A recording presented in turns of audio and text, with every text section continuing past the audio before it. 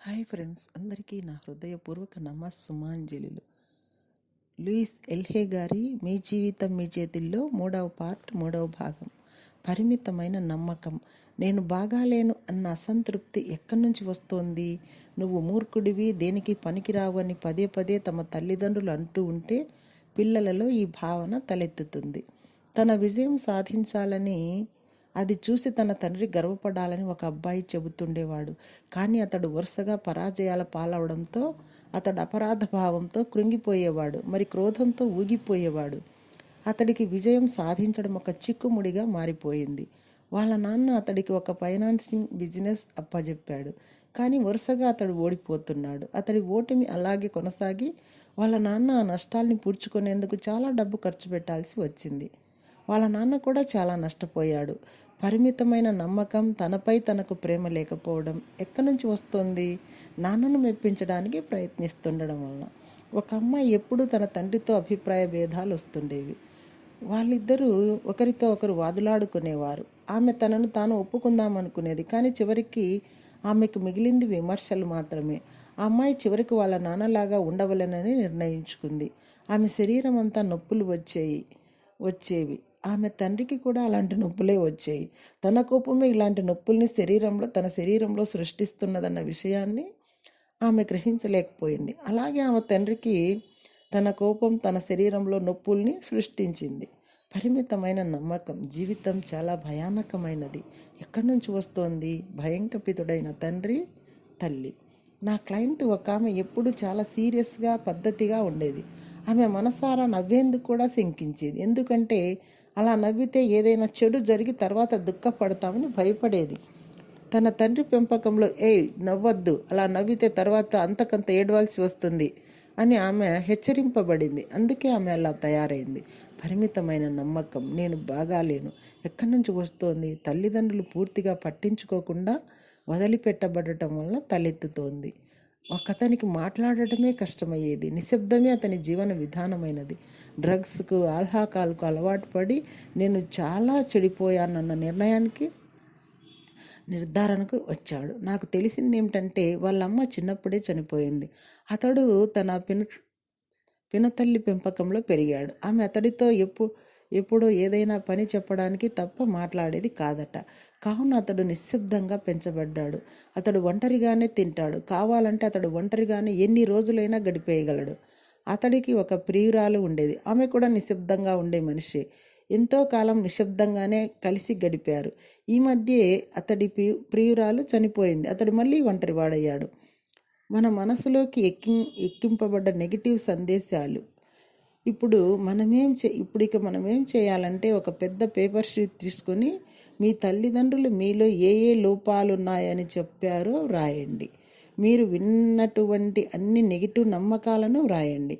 గుర్తుకు తెచ్చుకొని మరీ వ్రాయండి. దీనికి కావాల్సినంత ఎక్కువ సమయాన్నే కేటాయించండి, కనీసం అర్ధగంట అయినా. వారు మీకు డబ్బు గురించి ఏమేమి చెప్పారు, మీ శరీరం గురించి ఏమేమి చెప్పారు, ప్రేమ గురించి, మరి సంబంధ బాంధవ్యాల గురించి ఏమి చెప్పారు, మీలోని సృజనాత్మకత గురించి ఏమి చెప్పారు? వారు మీకు చెప్పిన పరిమితమైన నమ్మకాలు లేక నెగిటివ్ ఆలోచన విధానాలు ఏవి? ఈ విధంగా పరిశీలిస్తూ పోతే మీలోని నమ్మకాలు ఎక్కడి నుంచి వచ్చాయో అర్థమవుతుంది.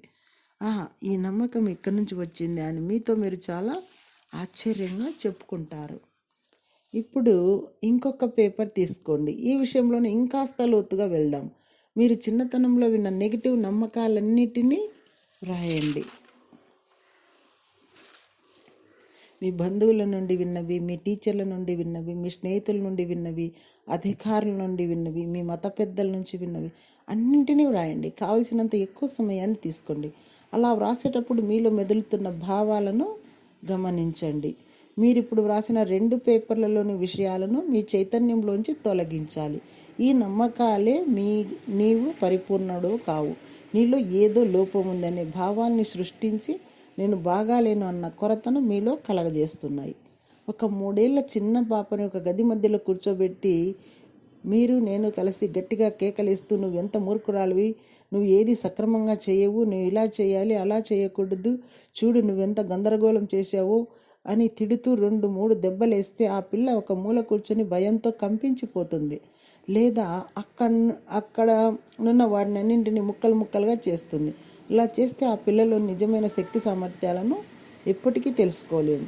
అదే పిల్లని మనం ఎంతగా ప్రేమిస్తున్నామో, ఎంతగా సంరక్షిస్తున్నామో చెప్పి ఆ పాప ఎంత ముద్దుగా ఉంటుందో, ఎంత తెలివైందో, ఎంత చలాకీగా ఉంటుందో చెప్పి ఆ పిల్ల చేసే పద్ధతుల్ని మనం ఎంతగా ప్రేమిస్తామో చెప్పి నువ్వు ఎన్ని తప్పులు చేసినా పర్వాలేదు, మనం తప్పుల నుండే నేర్చుకుంటున్నామని చెప్పి ఏది ఏమైనా మేము నీకు తోడుంటామని చెబితే ఆ పిల్ల యొక్క నిజమైన శక్తి సామర్థ్యాలు బహిర్గతమై మనల్ని అబ్బురపరుస్తాయి.